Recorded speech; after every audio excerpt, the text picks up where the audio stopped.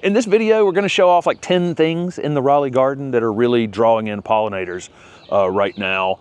It's been kind of a strange pollinator season because we had, like back in March and early April, it got kind of hot for a little while, and we had native bees and all kinds of things out here on the really early flowering things, and then they kind of disappeared a minute because we had really some quite cool nights for a couple of weeks. But they're back. It's back in the 80s, full sun, and in the afternoon, everyththing that's flowering out here is just absolutely covered in pollinators right this minute. And I think anybody who's coming to the open garden, there's going to be lots of things, there'll be as many interesting insects as plants. And here, right on cue, there's a honeybee that's landed on this native Aesculus parviflora, or white buckeye.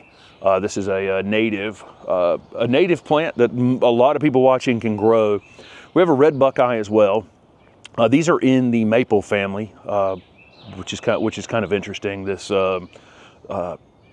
genus is in the maple family. The red buckeye blooms much earlier and has the red tubular flowers that are really, I think, kind of the welcome back to the area for hummingbirds. And then this tends to bloom later in May and into June and early summer, where the other one, I think, kind of more of a mid-spring flowering plant. The red buckeye also really can kind of become a tree in time, and a small understory tree. And the one we filmed just a few weeks ago down at the Giberson garden, she has one that's 25 feet tall or 30 feet tall. Typically, we're going to see these. Sometimes we'll see them as people will hedge them a bit after they flower. You can do some pruning on it and keep them 6-7 feet tall, but they'll probably get 12 feet tall if you let them, 10 feet wide. So kind of a very large shrub, we'll call it. The coolest thing about this plant, other than obviously you can see how it's holding these flowers up big and tall, and they're so showy and kind of long bloomed. You know, a lot of our spring flowering shrubs are,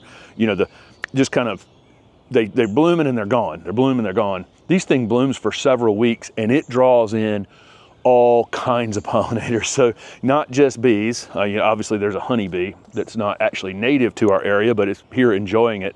But you'll see all kinds of gnats. There are ants walking up and down these stems. There are all kinds of things visiting this all day long. So it's kind of an interesting plant in that it's not specific to one type of pollinator. You know, it's not designed obviously for one type of pollinator. It's just anything, and anything and everything will visit it during the day. I love how these kind of uncoil. I mentioned this when the red buckeye was blooming.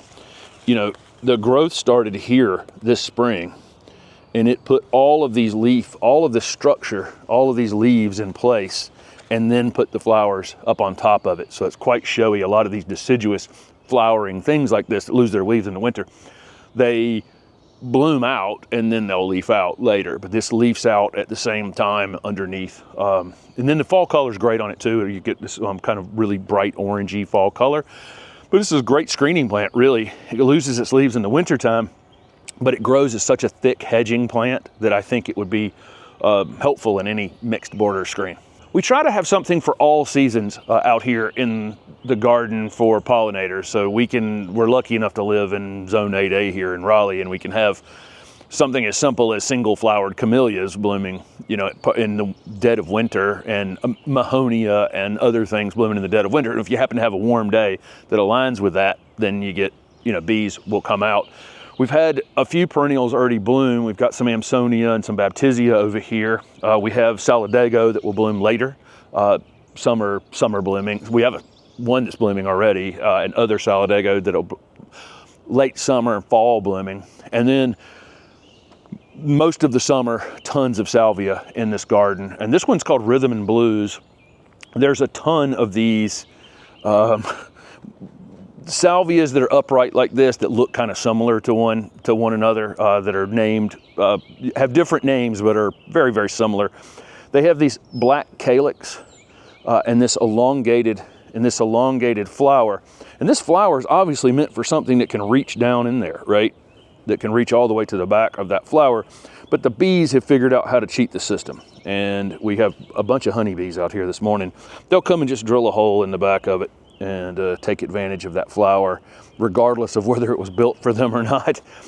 This particular variety is a bit of a bully, and almost all of these upright salvia like this can be a bit of a bully in the garden, meaning that they can take over space. And we had this one over in another area of the garden. It was in a little too much shade, so it was trying to get this tall every season, and it was going up into some other things that we didn't want it to do. So we've moved it out of there, still trying to get rid of it. So it takes a minute to get rid of it. And moved a few of them over here. It's well behaved during the season. This is as wide as it'll get, but when it goes to sleep in the wintertime and wakes back up, it will be much larger than it is right now, and that's when you got to make a decision to cut it back a bit and kind of rehome it just a little bit back to where it was the previous year. But I don't think there's anything that's more visited. We have a lot of different salvia in this garden, and I mean a lot of different salvia in this garden, but I don't think there's anyone that's more visited than this one. I think it's that combination of the color, the fact that they're rigidly standing up big and tall, things can see them from a long way away. The shape of that flower is perfect for hummingbirds, and again, it'll also stand up while they come and do their thing on it. But just a wide range of pollinators visiting it. I don't think we meant to end up with as many butterfly bushes as we have in the garden, but some of these new dwarf ones are just great plants, don't take up a lot of space.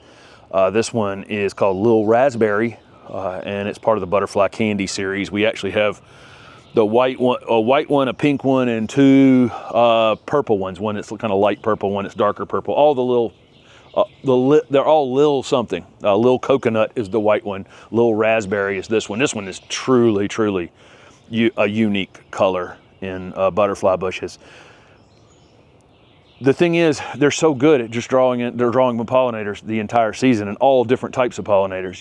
We'll get butterflies on them, obviously, butterfly bushes, and then all the bees, hummingbirds, everything. One thing I will point out is that this is a strategy we use.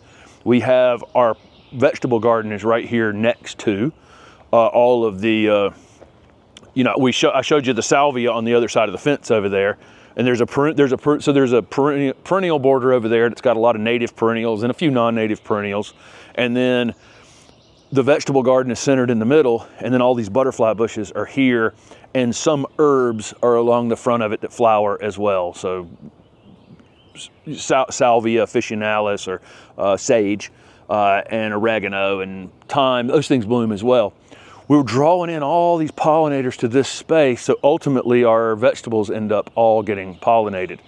It's one of those things where if you have like one pepper plant, you're not getting it pollinated somehow, the more things you have, the more reason they have to be here. The more reason they have to be here, the more likely you are to have all of these flowers pollinated over the course of the day. So that's kind of our strategy of having tons of pollinator plants around our vegetables. Here's a couple of great pollinator plants out by the fence. We have several bee balm in the garden. Most of them are improved, newer varieties just because they are mildew resistant. This one's called BU, Bee Free, and you can see it's just starting to come into full flower now. My issue with some of the other bee balms in our ornamental gardens is I have this one in a very high profile space, and so if it finished flowering and then got covered in powdery mildew, it would not look great the rest of the summer. But this one, the foliage tends to look pretty good even beyond the time that it's flowering. It'll flower heavily now and then it'll throw out a few flowers the rest of the season, but there's almost no, that thing's has the absolute perfect shape for hummingbirds to come and visit it, but then everything. It's just bees working those individual little flowers all day long. This is also in that same Lamiaceae family with the salvias. I did that because there's a square stem on it. You can feel that little square stem.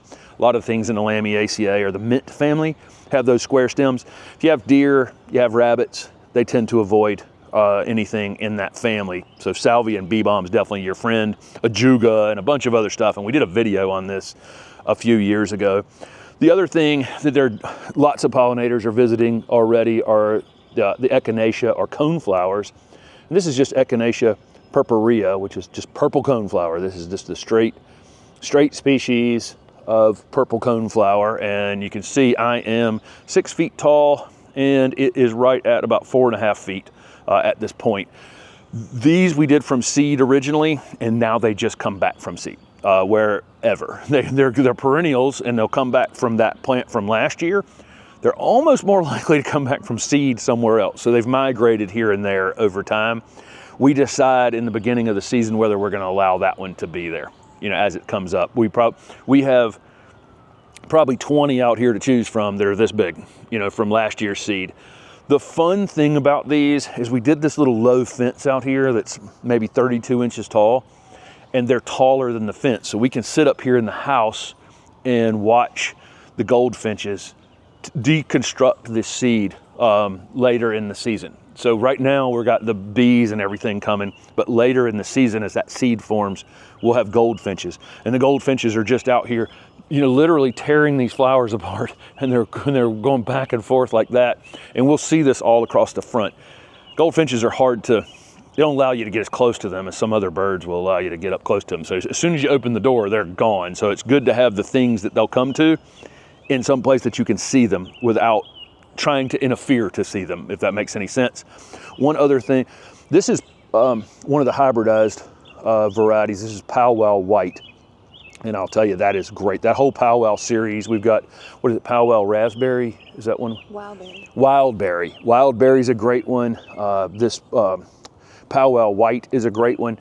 And what some of these newer ones, they're super, super showy. They have these big fluffy flowers and they seem super interesting. I've found them to just be, some of them, I obviously haven't tested all of them, to be a little genetically weak, or they just don't come back as well. There's something, they're just really great container plants in a nursery and not as great in our ornamental gardens. But that Powwow series is great. And of course the straight species, how can you go wrong? But one other thing I want to show you is I've got mealybugs on that stem. You see that? Those are mealybugs. I'm going to tell you what I'm going to do about that. Absolutely nothing. That's what I'm going to do about that. Our garden, I feel like, is part of nature. We're going to have the occasional thing on it, but I was standing here looking at that. It's got mealybugs on the stem, and I think a lot of folks might grab for a chemical or something on that, but look at all the pollinators I'm going to have visiting these things. I don't want to poison anything else that's going to be here, even things that are organic or whatever. If it's meant to kill something, it's probably going to kill other things. So I avoid it. I figure those have exposed themselves so much that something will come along and take care of them. And it'll be just fine, but it's not something I'm going to worry about. We have this Glossy Ailia that was just here originally in this corner, and there's been absolutely no reason to take it out. It's actually a pretty good screening plant for us, just looking up the street. We've cut it back hard a couple times and allowed it to come back out. Despite the fact that this is not a native plant, you can see the native bee is just having a field day on this. We started filming this a little earlier than the pollinators were out, and so as you're watching this video go along, I think you can probably see that we have a lot more. It's waking up this morning. Flowers are drying off and things are coming out pretty quick. Nothing gets visited more than one of these Azaleas. We're looking at a plant it's just started to flower here in late May is when it started opening a few flowers, and it will not stop flowering until fall. And it's just, if I wanted to, I could just cut it in half in the middle of summer and it would just come back out from that and start blooming again if I wanted it to. I got a few viney things up in it that I need to cut out and get under control a bit. There are dwarf Ailia, and we have several dwarf Azaleas that I've shown off in this channel, and then there are larger growing Ailia, and then there's the super, super underused, just straight Chinese Ailia that was used in the making of this particular plant. It's probably one of the most visited plants by butterflies that you could possibly get. Unfortunately, it's kind of for some reason, it's just never readily available out in the world, but just the straight Ailia chinensis. But all of these Azaleas, just fantastic pollinator plants. This is a Mexican sunflower, or Tithonia. A lot of things are probably called Mexican sunflower. It's one of those common name ones that I would imagine there's probably five things called Mexican sunflower, but Tithonia. We do these from seed. That bright orange flower is unbelievable. And another thing we intentionally put on the back side of this fence so that we can see it from both sides, basically. So they'll start blooming now and will bloom non-stop the rest of the season. They'll get somewhere in the 4 foot in height range if you just let them. all season long. But again, pollinators will start visiting these here later in the morning.